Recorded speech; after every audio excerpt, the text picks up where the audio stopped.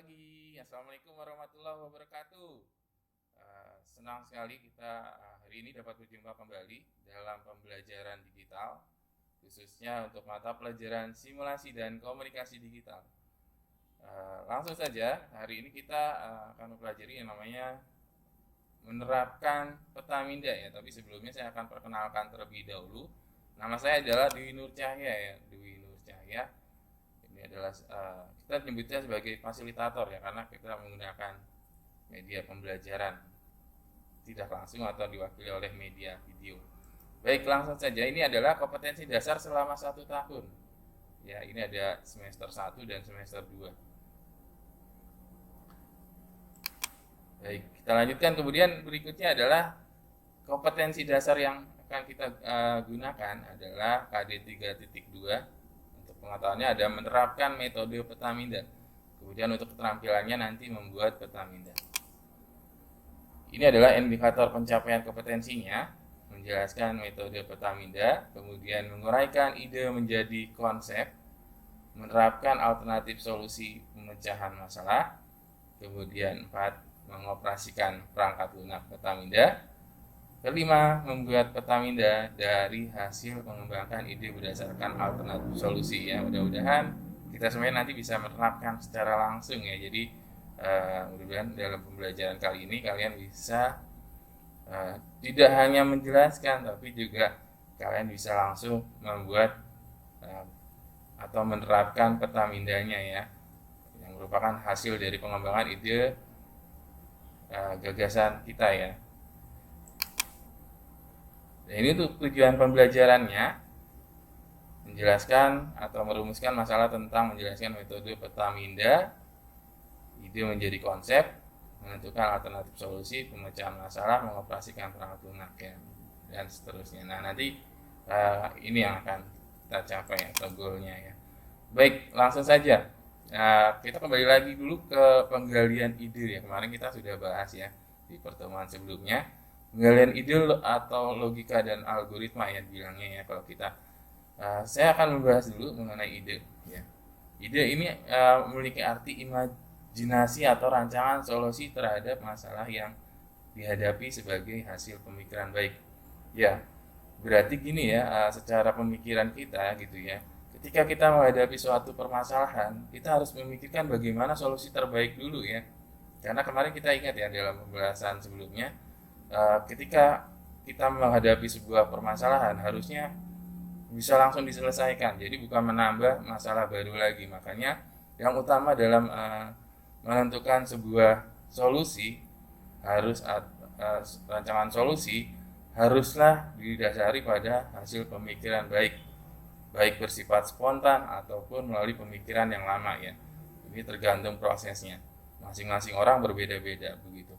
Kemudian ada ide atau gagasan yang dihasilkan dari proses berpikir secara panjang dan matang, tentunya memiliki beberapa faktor dan pertimbangan nih. Makanya kadang-kadang kita suka kalau dibedakan ya dari segi usia, biasanya kalau yang orang-orang tua gitu ya, atau bapak ibu kita gitu ya, ketika melakukan sebuah tindakan ataupun hal yang akan diputuskan begitu, biasanya melakukan dengan pertimbangan yang matang, yang masak. Dia mengetahui segala baik buruknya dari suatu permasalahan tadi, sehingga ketika diputuskan atau disampaikan ide gagasannya pasti dengan pertimbangan banyak faktor tadi ya. Jadi bukan hanya satu. Makanya perbedaannya juga kadang-kadang kalau kita yang anak-anak muda begitu, kita sering banget nih ketika ngambil keputusan kita main spontan, tapi tadi ya tidak dengan pemikiran yang baik begitu. Nah, ini yang harus didasari ataupun menjadi dasar bagi kita sebagai seorang yang mengerti ilmu tentang logika dan algoritma. Lanjut ya, berikutnya adalah manfaat ide dan gagasan ya. Maaf saya keburu-buru. Ya. Dalam penerapannya sebuah ide gagasan sebaiknya memberikan beberapa manfaat sebagai berikut. Yang pertama, membantu memecahkan masalah. Yang kedua, memberikan kontribusi positif bagi diri sendiri dan orang lain.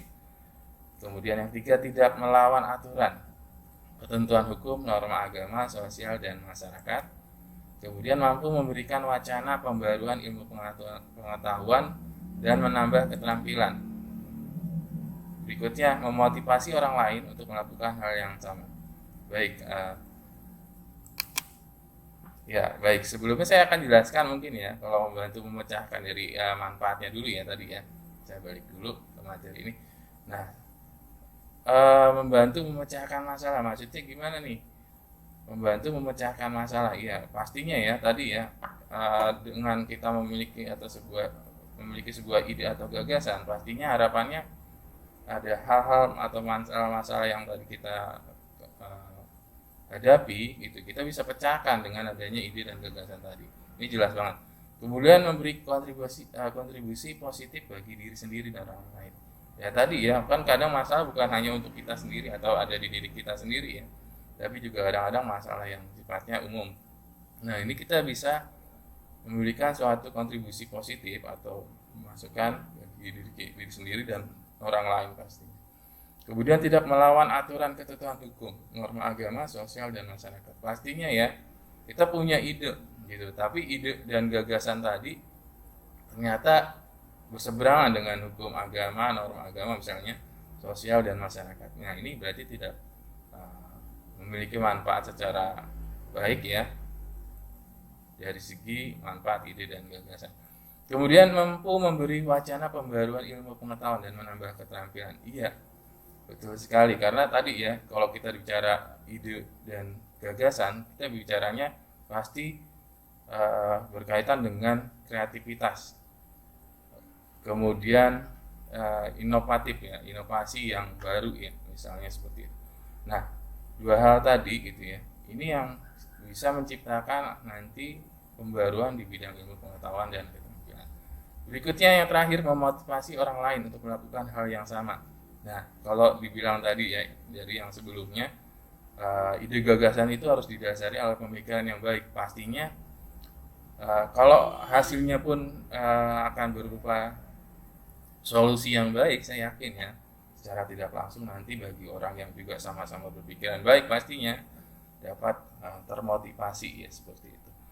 Baik, itu untuk manfaat ide dan gagasan. Berikutnya saya akan mulai memperkenalkan yang secara langsung apa sih Petaminda, atau biasa di literasi sekolah juga dikenal dengan istilah mind mapping.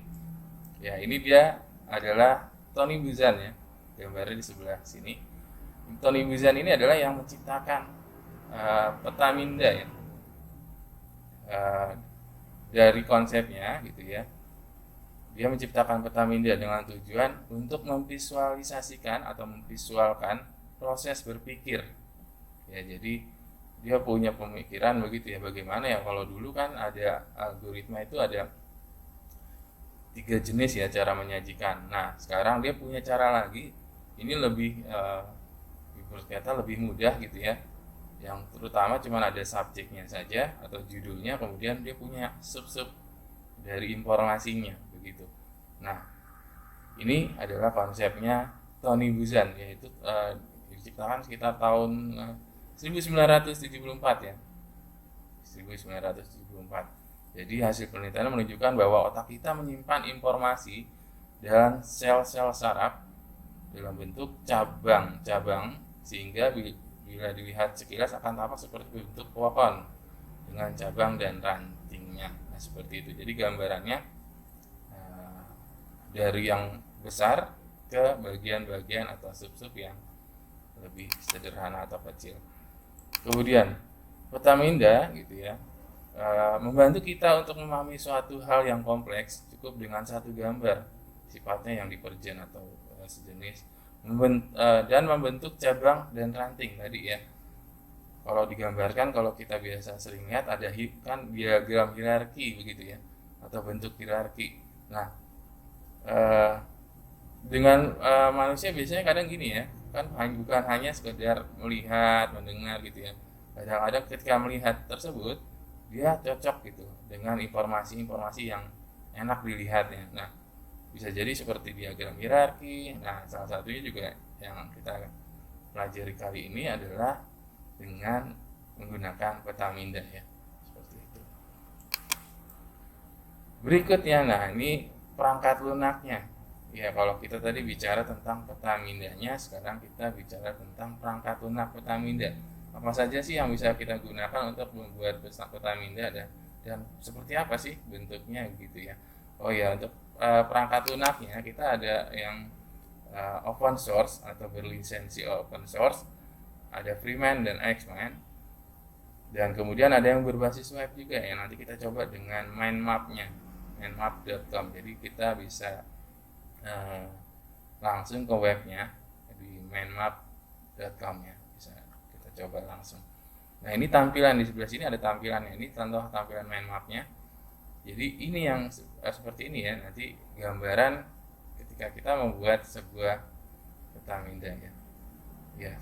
Berikut adalah contohnya. Nah ini contohnya ketika kita membuat sebuah peta minda ya. Jadi kalau orang berpikir contohnya nih ya, seperti ini, berarti ini pertama ide gagasannya adalah alat transportasi. Alat transportasi itu, nah akhirnya pemikiran berikutnya adalah apalagi sih yang ada di alat transportasi itu yang kita bisa turunkan. Berikutnya ada udara gitu ya, darat dan air ya. Nah kemudian gitu, kalau sudah kita turunkan, ternyata dari turunan ini ada lagi kita bisa turunkan gitu ya, bisa dibilang sub, atau kalau di mindmapnya sendiri disebutnya child atau anak. Jadi ini dibilang induknya, parentnya, ini disebut juga sebagai turunan atau anaknya, seperti itu. Nah udara misalnya gitu ya, turunannya ada bisa pesawat, helikopter dan lain-lain ya. Jadi untuk peta minda gitu ya, ide dan gagasnya tergantung orangnya. Jadi kalau saya perhatikan gitu ya, ketika kita membuat, biasanya tergantung kreativitas masing-masing ya. Jadi tergantung individunya. Jadi seperti itu. Jadi bisa saja antar orang gitu ya, antar manusia yang lainnya, ini bisa saja berbeda ya dalam menerapkan peta mindanya atau hasil dari pembuatan peta mindanya, seperti itu. Ya, berikutnya ada darat ya, sepeda motor, mobil, bus atau bus. Nah kemudian ada sepeda misalnya, ada yang lain-lainnya. Nah ini bisa ditambahkan jadi seperti itu. Kemudian ada air, untuk alat transportasi air ada apa aja? Ada kapal, ada perahu misalnya, ada rakit misalnya, dan lain sebagainya. Nah ini contohnya. Nah sekarang kita akan coba membuat peta minda ya tadi dengan menggunakan aplikasi mindmap.com ya. Jadi coba kita sekarang browsing dengan menggunakan aplikasi tersebut ya, aplikasi berbasis web tersebut ya. Misalnya kalian buka browsernya, kemudian kalian ketikkan di bagian addressnya mindmap.com ya, seperti ini. Nah seperti ini. Ini adalah tampilan awalnya. Kalian bisa pilih untuk yang ingin menjadi anggota atau terdaftar, kalian bisa pilih sign up. Tapi kalau kalian hanya ingin langsung menggunakan, bisa menggunakan yang create atau yang free ya, create a free map ya. Jadi bisa pilih yang ini. Nah saya pilih yang oranye ya, create free map. Nah ini dia sudah langsung tampil. Jadi enaknya tuh kalau aplikasi berbasis web, dia tidak perlu kita install ya, jadi langsung bisa kita gunakan. Nah ini salah satu aplikasinya. Ini sudah tampil. Ini lembar kerjanya seperti ini. Ini ada menu-menunya ya seperti biasa, ada file, insert dan lain sebagainya, ada toolbar atau toolsnya yang ada di bagian atas. Nah ini langsung saja kalau kalian ingin misalnya tadi ya. Jadi dalam membuat peta minda harus diperhatikan, pertama kalian harus tentukan yang namanya judul dulu ya, judul terlebih dahulu, kemudian baru turunan-turunannya. Judul itu juga bisa disebut juga sebagai subjek ya. Nah jadi kalian tentukan dulu judul atau subjeknya, seperti itu. Contoh yang tadi kita sudah lihat ya, kan ada contoh yang tadi ya. Ya kita akan buat ini ya, alat transportasi. Jadi subjeknya adalah alat transportasi. Nah kita coba buat di sini. Caranya tekan spasi atau double klik ya, Jadi tekan spasi seperti ini, di blok di blok semuanya, kemudian ketik ya alat. Ya saya agak perbesar ya biar jelas. Transportasi ya.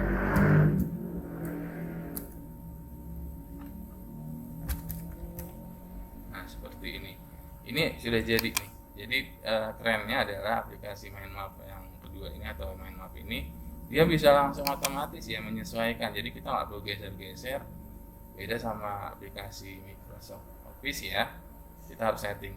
Nah ini karena dia memang khusus untuk pembuat Taminda, jadi lebih praktis. Nanti kita juga lihat ya kelebihan lainnya apa saja.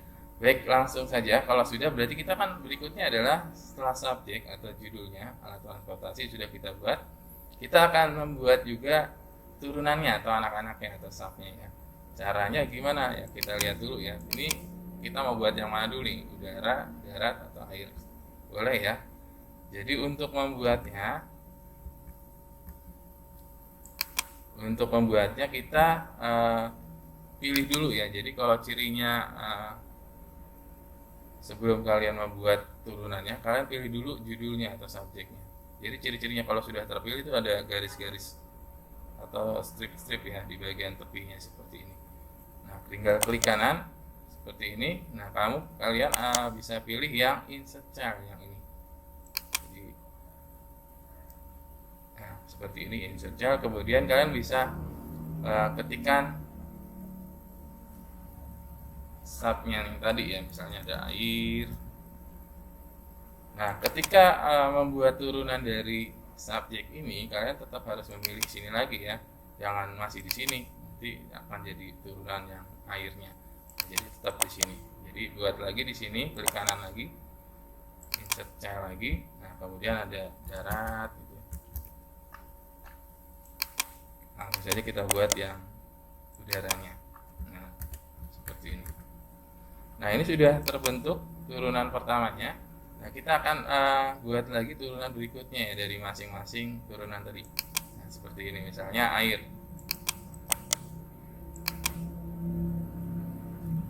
Tadi ada kapal ya. Kapal laut ya.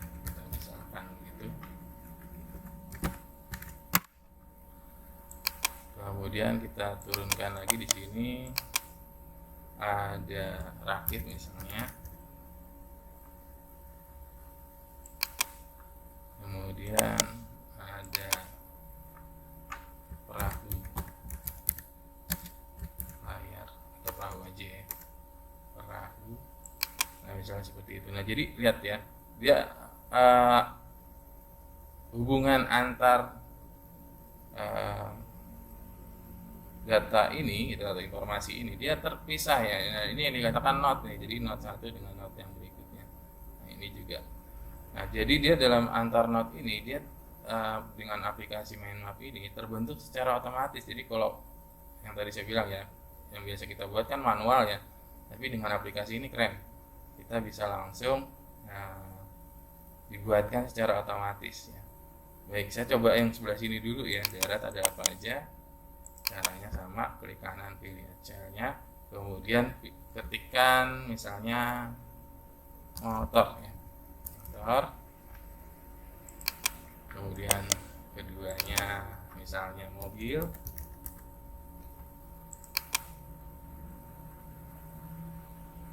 Kemudian misalnya ada sepeda gitu ya, bisa saja, banyak ya. Jadi tergantung idenya, tergantung kita seberapa kreatif kita begitu ya.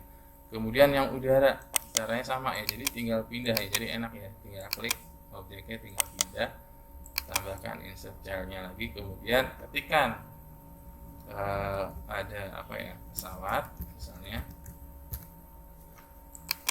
kemudian ada lagi helikopter,